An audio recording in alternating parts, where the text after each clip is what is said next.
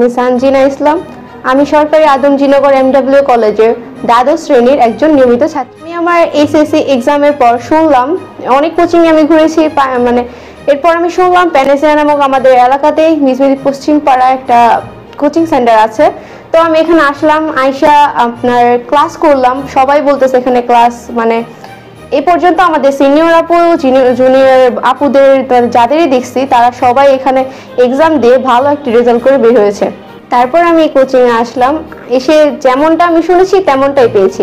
এখানে সবগুলো শিক্ষক হচ্ছে মানে মানসম্মত, সবগুলো টিচারই তুমি পড়া না বুঝলে তোমাকে সমস্যা নেই, তোমাকে আলাদা টাইম দিয়ে ওনারা বুঝিয়ে দিবে।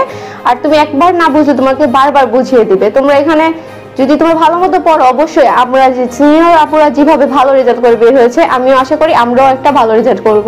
আর তোমরা যারা যারা কোচিং খুঁজতেছো, তো তোমাদের জন্য এটা একটা বেস্ট চয়েস, তোমরা আসতে পারো। তোমাদের সবার স্বাগতম, তোমরা যারা যারা আসতে চাও এখানে।